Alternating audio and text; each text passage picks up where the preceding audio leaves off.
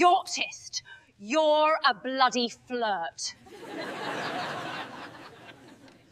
The slap came before Maya even saw it coming. One moment she was setting down the champagne flute, the next her cheek exploded in pain and the crystal shattered against the marble floor.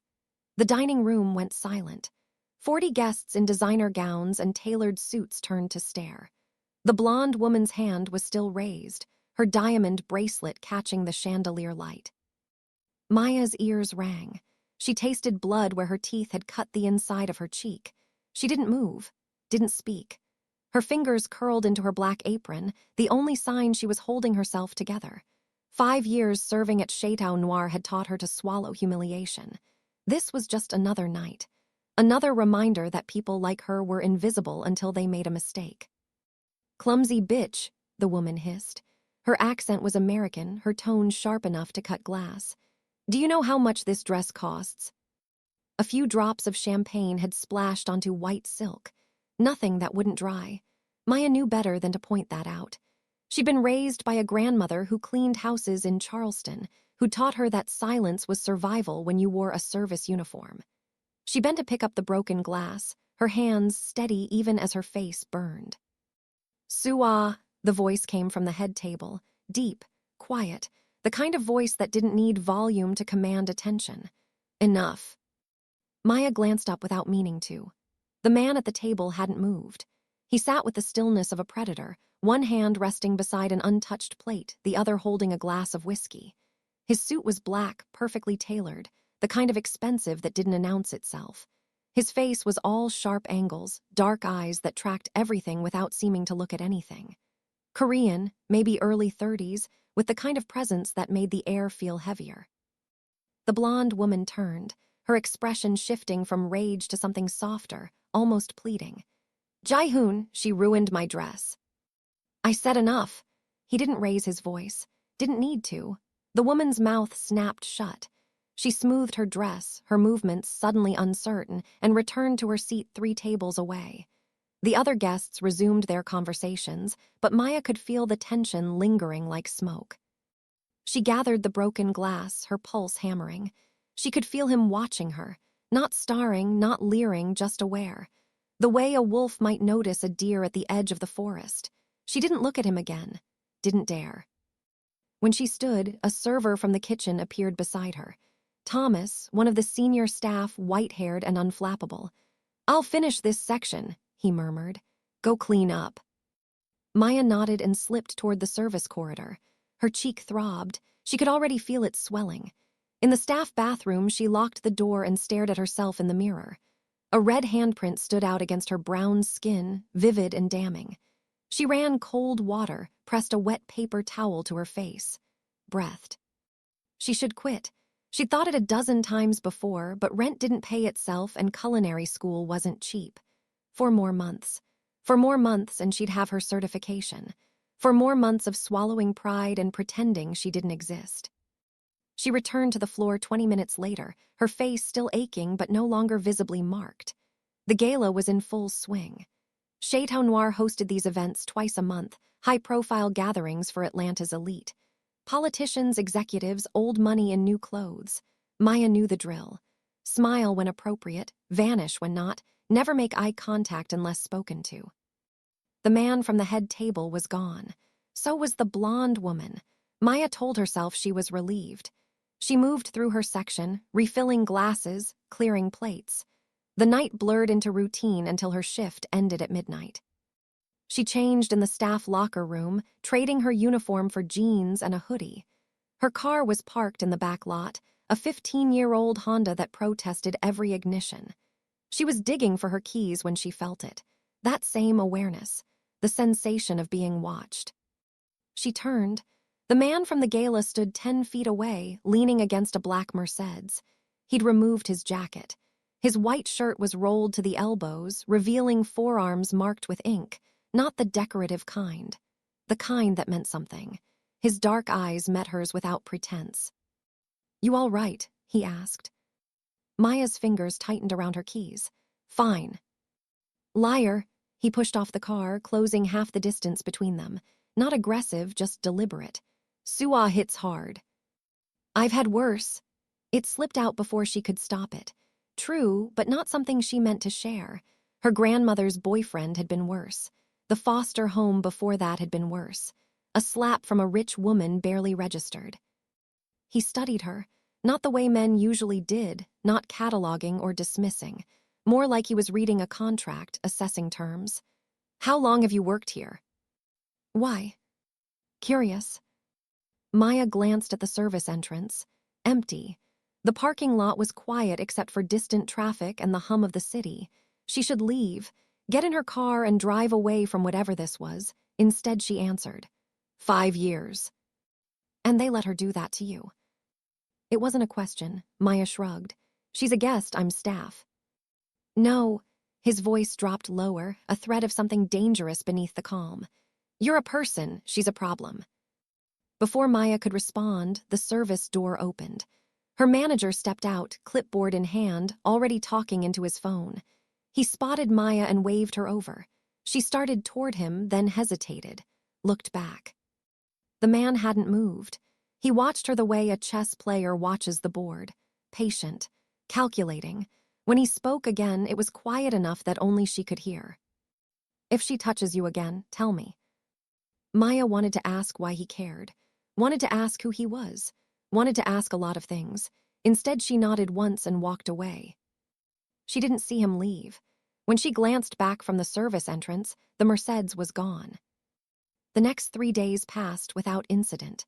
Maya worked her shifts, attended her morning classes at culinary school, slept too little and worried too much. She didn't think about the man from the gala. Didn't wonder why he'd been in the parking lot or why his voice had carried that edge of promise. Definitely didn't replay the way he'd looked at her, like she was more than furniture in a uniform. On Thursday night, Chateau Noir hosted another event. Smaller, more exclusive. Maya wasn't supposed to work it, but Rachel called in sick and the manager begged. Overtime pay. She said yes. The guests arrived at 8. Maya recognized some faces from previous events. Politicians, developers, men in expensive suits who spoke in low voices and laughed too loud. She moved through the crowd invisible as always, offering champagne and canapés. She saw him before he saw her. Same table, same stillness. He wore charcoal tonight, his dark hair styled back, a single silver ring on his right hand. No date, no entourage, just him and a glass of whiskey he didn't drink. Their eyes met across the room. He didn't smile, didn't nod, just held her gaze for 3 seconds before looking away. Maya's pulse kicked up. She told herself it meant nothing. An hour later, she was refilling glasses when she heard the voices. Raised, angry. She glanced toward the private lounge off the main hall. The door was ajar. Through the gap, she could see the blonde woman, Sua, gesturing wildly. Across from her stood a man in his 50s, silver-haired and red-faced. You promised me, Sua was saying. You said if I came back to Atlanta. Things change. The older man's voice was cold. Ji-hoon made his choice. He doesn't get to make that choice. We had a contract. And he bought you out, handsomely, take the money and disappear. Sua's voice rose higher, sharp and brittle. I don't want his money, I want. The door shut. Maya moved away quickly, her mind racing. Ji-hoon, the man from the gala. So he had a name. And apparently an ex-girlfriend who didn't understand the meaning of the word ex. She finished her round and returned to the kitchen. The head chef was plating desserts, white chocolate mousse with raspberry reduction. Maya helped arrange them on trays, her thoughts elsewhere. She shouldn't care about guest drama, shouldn't be curious about a man who probably didn't remember her name. When she returned to the dining room, the atmosphere had shifted, subtle but unmistakable. The conversations were quieter, the laughter forced. At the head table, Ji-hoon sat exactly as before, unmoved, unbothered. But there was something in the set of his shoulders, the angle of his jaw, that suggested coiled violence. Sua was gone, so was the silver-haired man. Maya served dessert to a table near the windows. One of the guests, a woman in emerald silk, leaned toward her companion. Did you hear? Victor's trying to push Ji-hoon out of the development deal. Suicide, the man replied. Park doesn't negotiate. Park, the woman laughed softly. Darling, that's not his real business. The developments are just cover. Maya moved to the next table, her hands steady, her face blank. She'd heard whispers before. Chateau Noir attracted a certain crowd. People with money that didn't come from 9-to-5 jobs. People who smiled in public and conducted business in private. She'd learned not to listen, not to remember. The night ended at 11. Maya changed and headed for the parking lot, her body aching from 8 hours on her feet. Her phone buzzed. A text from her grandmother. Church on Sunday? Maya smiled despite her exhaustion. She texted back a yes and pocketed the phone. The parking lot was darker than usual. 2 of the overhead lights were out. Maya's car sat in the far corner, isolated. She quickened her pace, keys already in hand. She was 5 feet away when she heard the footsteps. Fast, too close. She spun, adrenaline spiking. Sua stood behind her, swaying slightly, drunk or high or both. Her makeup was smeared, her white dress wrinkled. She looked nothing like the polished woman from the gala. You, Sua said. Her voice was slurred but venomous. You were watching me tonight. Maya backed toward her car. I wasn't. Liar, you're one of his spies, aren't you? He sent you to. I'm a waitress. I don't know what you're talking about. Sua lunged. Maya dodged, but not fast enough. Nails raked across her forearm, sharp and vicious. She gasped, stumbled. Sua grabbed her hair, yanked hard. Pain exploded across Maya's scalp. You think you're special, Sua hissed in her ear. You think he cares about you. He uses people, that's all he does. Maya drove her elbow back, connected with ribs. Sua released her with a curse. Maya scrambled for her car, got the door open. Sua grabbed the edge, trying to slam it shut. They struggled, neither speaking now, just breathing hard. Then Sua went still. Her eyes widened. She stepped back slowly, her hands rising. Maya looked past her. Ji-hoon stood 6 feet away. He must have moved like smoke because she hadn't heard him approach. His expression was empty, not angry, not concerned, just blank in a way that was infinitely more terrifying than rage. Go inside, he said to Sua. Ji-hoon, Inside, quieter this time, absolute. Sua fled. Maya watched her disappear into the building, then turned back to Ji-hoon. He hadn't moved. Didn't look at Maya, didn't acknowledge her. He pulled out his phone, sent a text. 30 seconds later, 2 men emerged from the shadows. Both Korean, both built like they broke things for a living. Take her to the airport, Ji-hoon said. Tokyo, first class. Make sure she's on the plane. Make sure she understands she's not coming back. The men left without a word. Ji-hoon finally looked at Maya. His gaze dropped to her arm where Sua's nails had broken skin. 4 thin lines of blood welled up, vivid against her dark skin. You're bleeding. It's fine. It's not. He moved closer, not touching but close enough that she could smell his cologne. Cedar and smoke. Get in your car, follow me. Why? Because that's twice someone's hurt you, and I'm tired of it. Maya should have refused, should have driven home, locked her doors, pretended this night never happened. Instead, she got in her car and followed the black Mercedes out of the parking lot. They drove south through Atlanta's late-night streets, past closed storefronts and sleeping neighborhoods. The Mercedes moved with purpose, never speeding, never hesitating. Maya's hands gripped the wheel, her mind spinning. She was following a stranger, a man she knew nothing about except that he had the kind of power that made people disappear. 20 minutes later, they pulled into a private garage beneath a high-rise in Buckhead. The Mercedes stopped. Maya parked beside it. Ji-hoon got out, waited. She followed, every instinct screaming. He led her to an elevator that required a key card. They rode to the 20th floor in silence. The doors opened onto a penthouse hallway. One door. He unlocked it. I'm not, Maya started. First aid kit's in the bathroom, he interrupted. Clean your arm, I'll make coffee.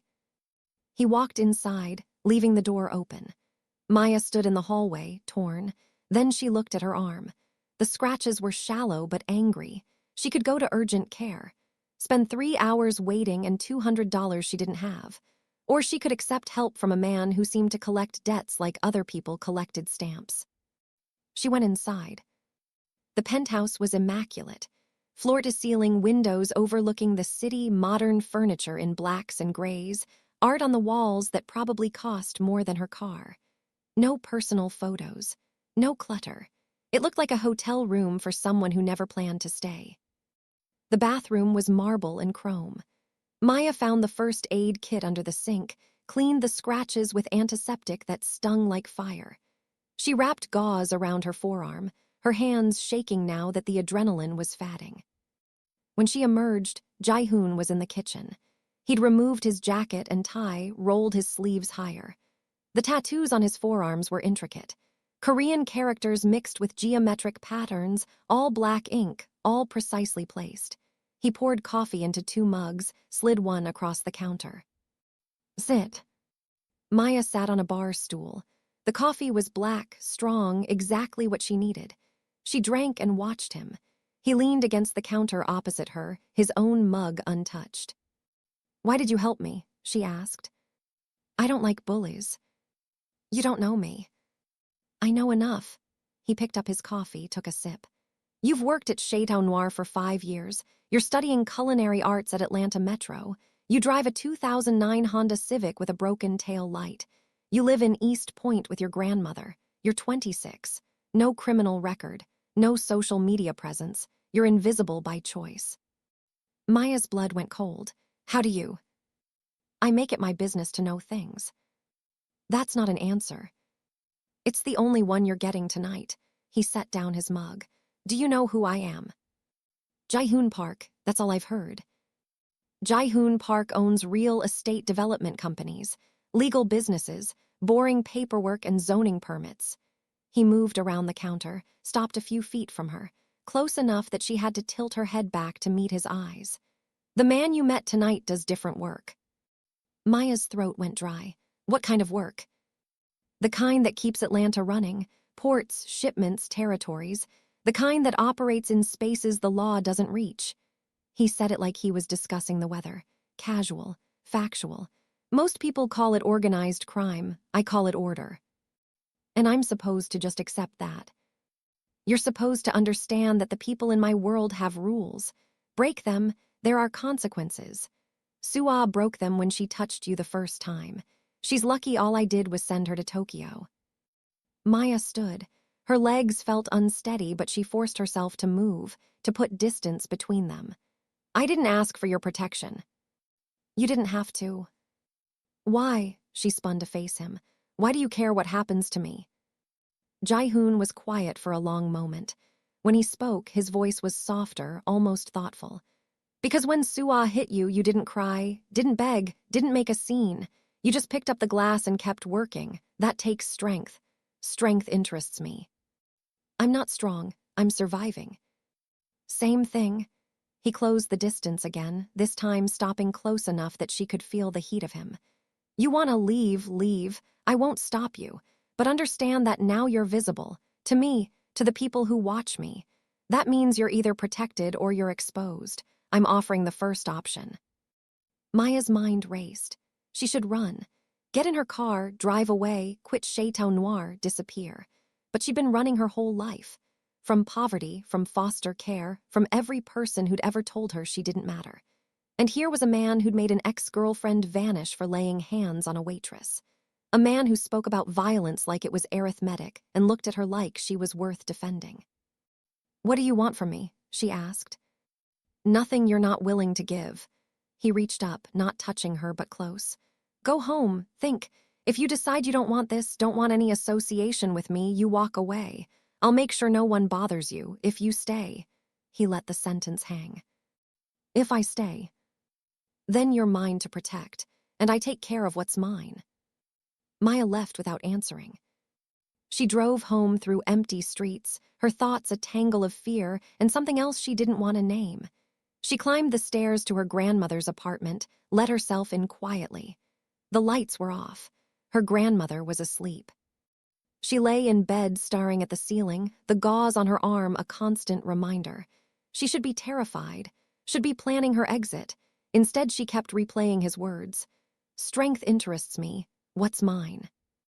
She fell asleep at dawn and dreamed of dark eyes and careful hands. and the kind of danger that promised safety. Maya returned to work on Saturday. She told herself it was because she needed the money, told herself she wasn't hopping to see him. The gala that night was massive, 200 guests, black tie. Maya worked the main floor, her movements automatic, her mind elsewhere. She didn't see Ji-hoon, didn't see anyone from his world. Just the usual crowd of politicians and socialites, people who smiled with their mouths and calculated with their eyes. She finished her shift and left through the back, half expecting to find him in the parking lot. The lot was empty except for her car and a few staff vehicles. Maya got in, started the engine. It caught, sputtered, died. She tried again, same result. She swore and popped the hood. The engine looked fine to her untrained eye. She pulled out her phone to call a tow truck, then noticed the envelope tucked under the windshield wiper. Plain white, no markings. She opened it. Inside was a key card and a handwritten note in precise, angular script. Parking space 247, 20th floor. Use it or don't. That was all, no signature, no explanation. Maya stared at the key card. It was the same kind Ji-hoon had used to access his building, an invitation or a test. Her phone buzzed, unknown number. Your car needs work.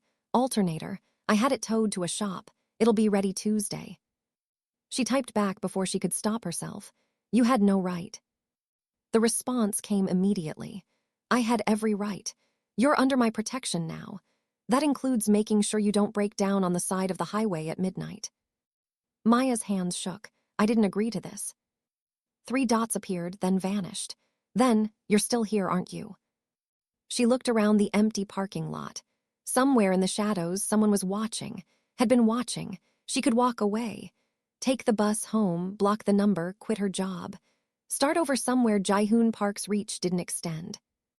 Or she could acknowledge what she'd known since the moment he'd sent Sua away. She was tired of being invisible, tired of swallowing humiliation, tired of pretending she didn't matter. Here was a man offering to make her matter. The cost was unclear, the terms unspoken, but for the first time in her life, someone was treating her like she was worth protecting. She texted back, "Where are you?" The response was instant, "Behind you." Maya spun. Ji-hoon stood 20 feet away, leaning against the building's exterior wall. He must have been there the whole time, just waiting, watching. He pushed off the wall, walked toward her with that same predatory grace. Your car's at Sung's Auto on Memorial, he said. Best mechanic in the city, he'll treat it right. You can't just. I can, I did. He stopped in front of her, close enough that she had to tilt her head back. Now you have a choice. I can call you a car, send you home. Or you can come upstairs, let me feed you something that isn't cafeteria food, and we can talk about what happens next. What happens next? You tell me what you want. I tell you what I can give you. We see if there's overlap. His expression didn't change, but something in his eyes softened. I'm not going to hurt you, Maya. That's not what this is. He'd used her name. She didn't remember telling him. Of course she hadn't needed to. He knew everything already. That should have terrified her. Instead, it felt like being seen for the first time in her life. Okay, she said. They took the elevator to the 20th floor in silence. Inside the penthouse, Ji-hoon moved to the kitchen, started pulling ingredients from the refrigerator. You like Korean food? I don't know. I've never had it. He paused, glanced at her. Then tonight you learn. He cooked with the same precision he seemed to apply to everything else. Measured movements, no wasted effort. Maya watched from the bar stool as he prepared japchae, glass noodles with vegetables and thin strips of beef. The kitchen filled with the scent of sesame oil and garlic. You cook, Maya observed. My grandmother taught me, said a man who can't feed himself is half a man. He plated the food, set one dish in front of her. Eat. It was good, better than good. The flavors were complex, sweet and savory and rich. Maya ate slowly, aware of him watching. When she finished, he cleared the plates, poured more coffee. Tell me about culinary school, he said. So she did. She told him about the early morning classes, the demanding instructors, the dream of opening her own restaurant someday. Small, intimate, the kind of place where food was art and service was care. She talked more than she meant to, words spilling out in the quiet of the penthouse. Ji-hoon listened without interrupting. When she finally stopped, embarrassed by her own enthusiasm, he leaned back against the counter. "You'll have it," he said. "What?" "Your restaurant, you'll have it." He said it like it was already decided. "You need funding, I'll provide it. You need a location, I'll find it.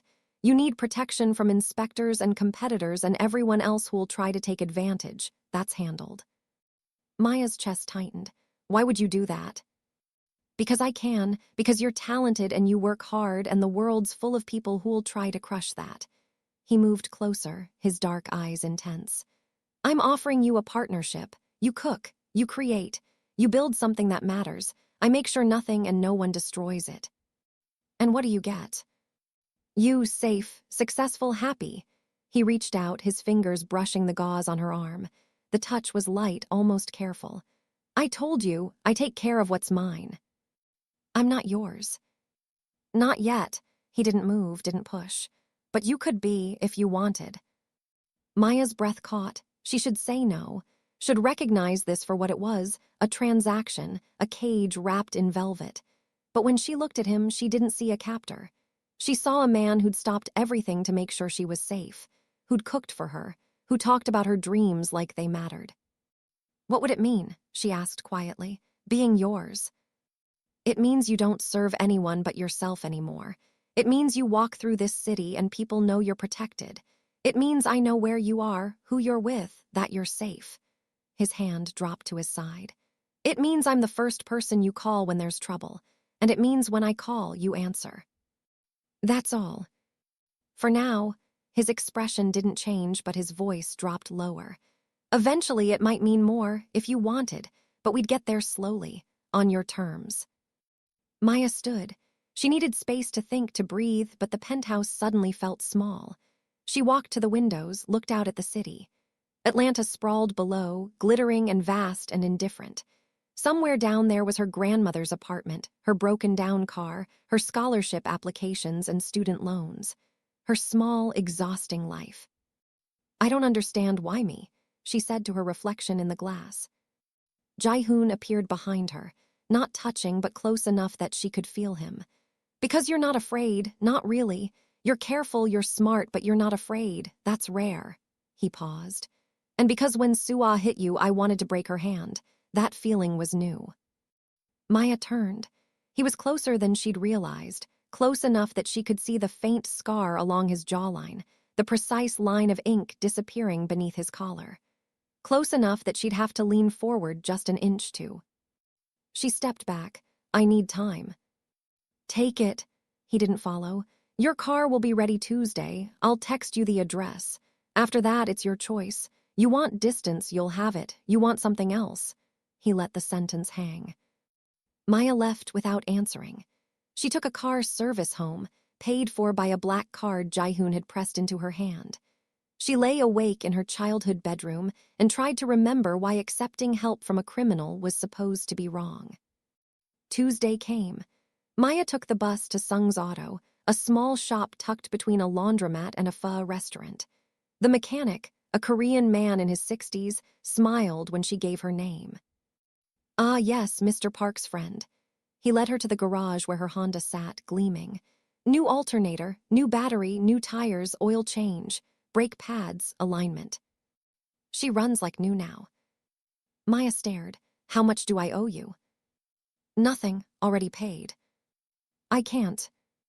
Mr. Park was very clear. "You owe nothing." The mechanic's expression grew serious. "He's a good man to have on your side. You're lucky." Maya wanted to argue. Instead, she took her keys, got in her car. It started immediately, the engine purring. She drove to culinary school, then to her shift at Chateau Noir. She didn't text Ji-hoon, didn't call, told herself she needed more time. That night, she worked a small dinner party, only 60 guests. Halfway through service, the head server pulled her aside. "Table 7 wants you specifically." Maya's pulse jumped. She made her way across the dining room. Table 7 was in the corner, partially hidden by a marble column. 3 men sat in black suits, talking in low voices. One of them looked up as she approached. Not Ji-hoon, older, silver-haired. The man she'd seen arguing with Suah. His smile didn't reach his eyes. "You're Maya," he said, not a question. "Yes, sir. Can I get you?" "Sit," he gestured to the empty chair. "Just for a moment." Every instinct screamed at her to refuse. But the other diners were watching, and making a scene would cost her job. She sat on the edge of the chair. "My name is Victor Cho," the man said. "I'm a business associate of Ji-hoon Park's. Well, former associate." "I don't." "He's told you about me, I'm sure. About what we do." Victor leaned forward. "Has he told you what happens to people who get close to him? His last girlfriend is in Tokyo with a bank account and terror in her eyes. The one before that disappeared. The one before that," he shrugged. "Ji-hoon is very good at making people disappear when they're no longer useful." Maya's hands clenched under the table. "I should get back to work." "Of course, I just thought you should know what you're getting into." Victor's smile widened. "He's very charming, isn't he? Very protective, makes you feel safe. Special, right up until you're not." Maya stood. "If you'll excuse me." "He'll ruin you," Victor called after her. "One way or another, that's what he does." She walked back to the kitchen on shaking legs. She finished her shift on autopilot, avoiding table 7. When she left that night, she checked the parking lot twice before getting in her car. Her phone buzzed as she pulled onto the street. "Ji-hoon." "Victor talked to you." She almost didn't respond. Then, "How did you know?" "I know everything that happens in that building. What did he say?" Maya pulled over, her hands unsteady. "That you make people disappear." The response took longer this time. "Then, I do. When they betray me. When they threaten what's mine. Victor's afraid because he stole from me. He's trying to turn you against me before I make my move." "Are you going to make him disappear?" "Probably. Does that scare you?" Maya stared at the text. She should say yes. Should be horrified. Instead she typed, "Should it?" "Only if you're planning to betray me." "I'm not." "Then you have nothing to worry about." The next text came immediately after. "Come upstairs. Let me explain things properly." She should go home. Should put distance between herself and whatever war Ji-hoon and Victor were fighting. Instead, she drove to Buckhead, parked in space 247, took the elevator to the 20th floor. Ji-hoon was waiting. He'd changed into dark jeans and a black t-shirt, his feet bare. He looked younger like this, less controlled. He let her in without a word. "Victor's trying to convince the other partners to push me out," he said once they were inside. "He thinks if he scares you away, I'll be distracted. Weak." "Will you?" "No." He moved to the windows, stared out at the city. "But I'll handle it differently than I would have before." "Why?" He turned. "Because now I give a fuck if you think I'm a monster."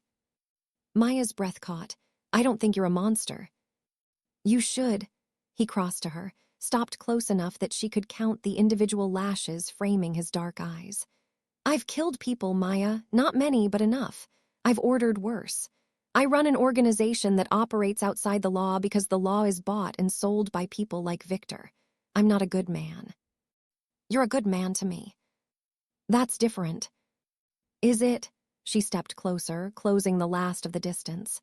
"You've only ever been kind to me, protected me, respected me. That's what I know. The rest is just context." His jaw tightened. "Context that includes violence." "Strategic violence. You said it yourself. You don't hurt innocents." She reached up, her fingers brushing his jaw. "I'm not innocent, Ji-hoon. I'm just tired of being powerless." He caught her wrist, his grip gentle but firm. "If you do this, if you choose this, there's no going back. You'll be associated with me, protected but marked. People will watch you, test you, try to use you to get to me. And you'll stop them. Every single one." His thumb traced circles on her pulse point.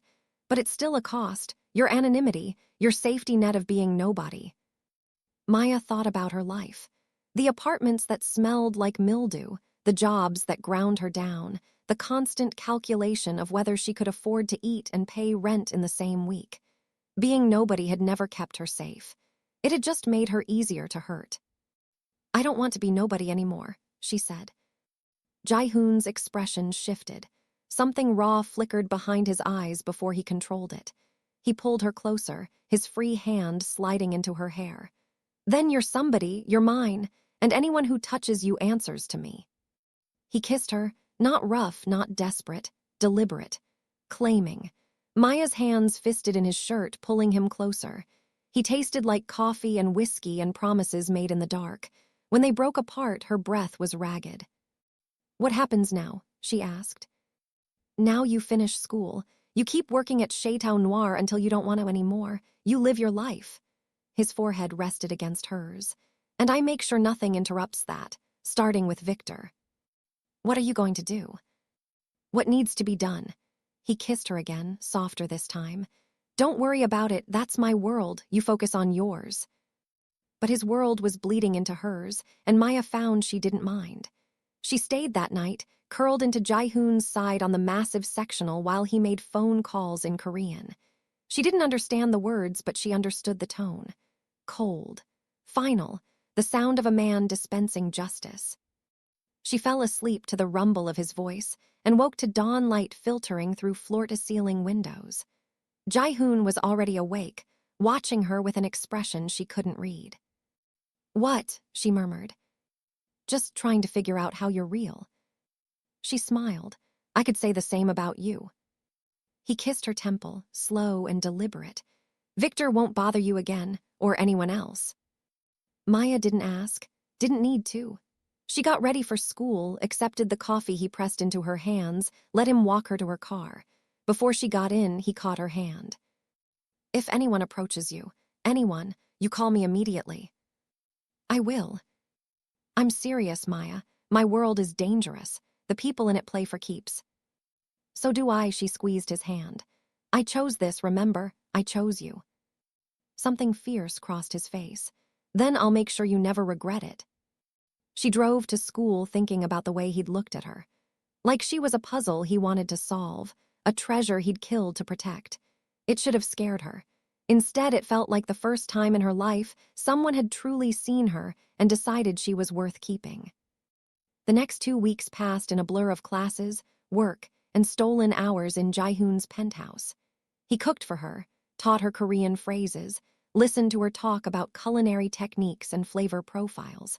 They didn't talk about his business, didn't discuss Victor's absence from social circles or the fact that 3 of Atlanta's major development deals had suddenly shifted ownership.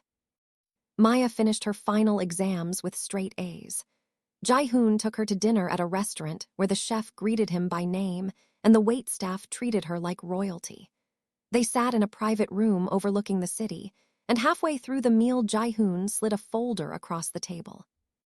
"What's this?" Maya asked. "Your restaurant. Location, permits, funding, all arranged." She opened the folder. The first page showed a storefront in Inman Park, brick and glass, intimate but visible. The second page was a bank statement with a number that made her vision blur. The third was a signed lease in her name. "Ji-hoon, I can't." "You can, you will." He leaned back, his expression calm. "You wanted to build something, I'm giving you the foundation. The rest is yours." Maya's hands shook. "Why?" "Because you're mine, and what's mine succeeds." He reached across the table, covered her hand with his. "Besides, I'm a businessman. This is an investment. You're going to be the best chef in Atlanta. I want to say I knew you when." She laughed, the sound half-sob. "You're insane." "Probably." He smiled, rare and genuine. "But I'm yours, so you'll have to deal with it." Maya looked at the folder, at the future written in legal documents and bank transfers. Then she looked at Ji-hoon, at the man who'd stopped his world to make sure hers kept spinning. She thought about the waitress who'd picked up broken glass with a swollen cheek, thought about how far she'd come in a few short weeks. "Okay," she said, "let's build something." 4 months later, Maya's restaurant opened to a packed house. She moved through the kitchen with practiced grace, plating dishes with precision and care. Through the window, she could see the dining room, every table full, people laughing and eating and drinking. In the back corner, Ji-hoon sat alone. He'd brought her flowers earlier, white roses that now sat in a crystal vase by the host stand. He wasn't eating, just watching, making sure she was safe, making sure she succeeded. Their eyes met across the distance. He raised his glass in a silent toast. Maya smiled and turned back to her work. She'd been safest the moment the most dangerous man in Atlanta had decided she mattered. And now she was building an empire beside him, one plate at a time, knowing that whatever came next, she wouldn't face it alone.